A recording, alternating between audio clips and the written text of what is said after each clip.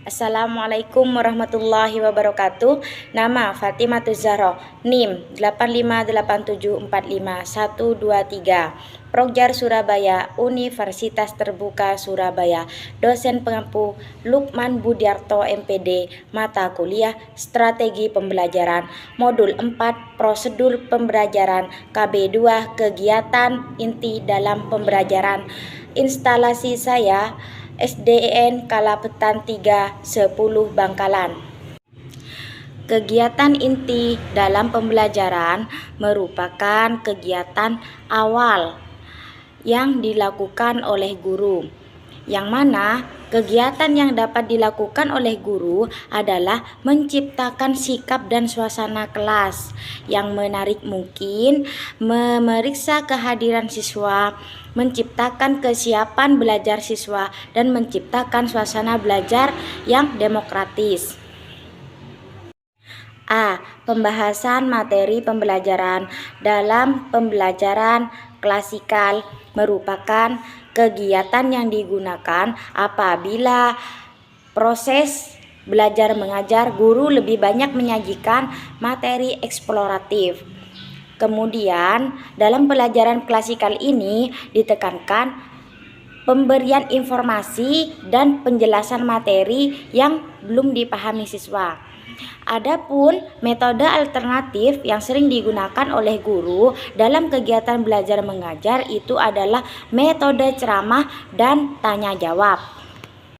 Adapun prinsip-prinsip pembelajaran klasikal itu terbagi menjadi 4. Yang pertama adalah sistematis, yang kedua perhatian dan aktivitas, yang ketiga media pembelajaran, dan yang keempat adalah latihan dan penugasan. Adapun yang pertama sistematis adalah bahan pelajaran yang harus disajikan secara berurutan dan selalu berorientasi. Yang kedua adalah perhatian dan aktivitas. Perhatian dan aktivitas dalam pembelajaran klasikal ini, guru harus selalu memperhatikan, memberi perhatian terhadap aktivitas siswa. Yang ketiga adalah media pembelajaran. Media pembelajaran ini merupakan salah satu hal yang dapat dilakukan oleh guru untuk lebih mengoptimalkan efektivitas pembelajaran klasikal adalah penggunaan media pembelajaran. Yang keempat adalah latihan dan penugasan. Untuk menetapkan dan memperkuat terhadap penguasaan siswa, itu seorang guru harus memberikan penugasan atau latihan. Yang kedua adalah kegiatan inti dalam pembelajaran klasikal, yang mana pembelajaran klasikal ini merupakan kegiatan pendahuluan atau pra. Tahap selanjutnya yang perlu ditempuh dalam kegiatan inti pembelajaran klasikal adalah yang pertama, menyajikan atau presentasi bahan pelajaran dengan ceramah bervariasi penjelasan guru tentang materi pembelajaran.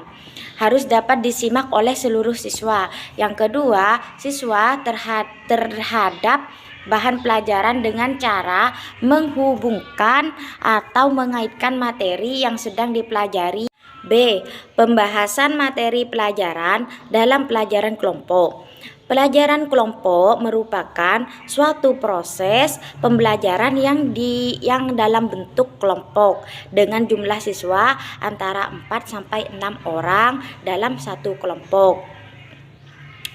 Pembelajaran kelompok cenderung banyak digunakan dalam pembelajaran dengan pendekatan CBSA atau cara belajar siswa aktif, yang mana pembelajaran kelompok sering disebut dengan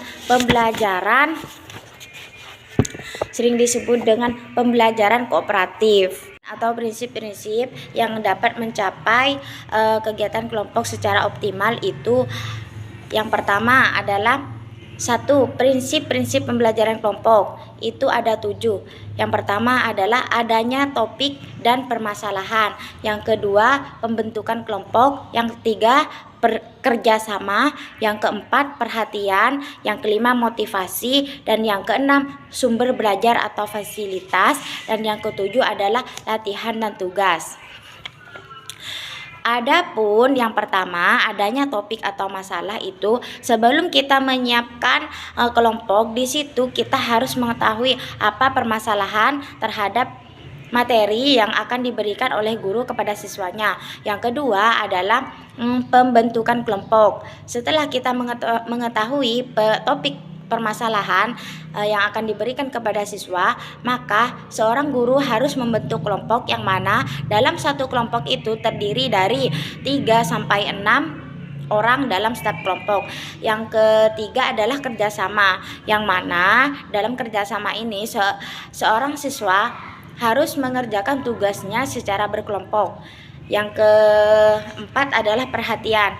Di dalam ketika mengerjakan tugas kelompok, seorang guru jangan lupa untuk selalu memberikan perhatian atau pujian terhadap anak didiknya. Karena kenapa? Agar ketika mereka mengerjakan tugas mendapatkan semangat yang lebih tinggi.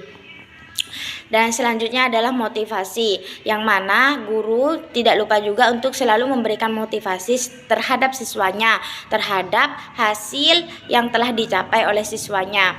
Yang keenam adalah sumber belajar dan aktivitas. Kelengkapan sumber belajar merupakan salah satu aspek yang memberikan daya dukung yang kuat terhadap keberhasilan belajar kelompok. Dan yang keenam adalah latihan dan tugas. Setelah kita menyuruh siswa untuk mengerjakan kelompok, di situ kita seorang guru tidak lupa memberikan tugas terhadap anak didik kita. Yang kedua adalah kegiatan inti dalam pembelajaran kelompok. Metode yang sering digunakan dalam pembelajaran kelompok ini diantaranya adalah metode diskusi. C. Pembahasan materi pelajaran dalam pembelajaran perseorangan.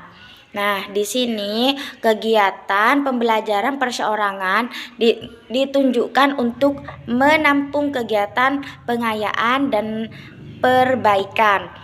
Pembelajaran perseorangan pada umumnya lebih banyak diterapkan dalam pemberian tugas atau latihan.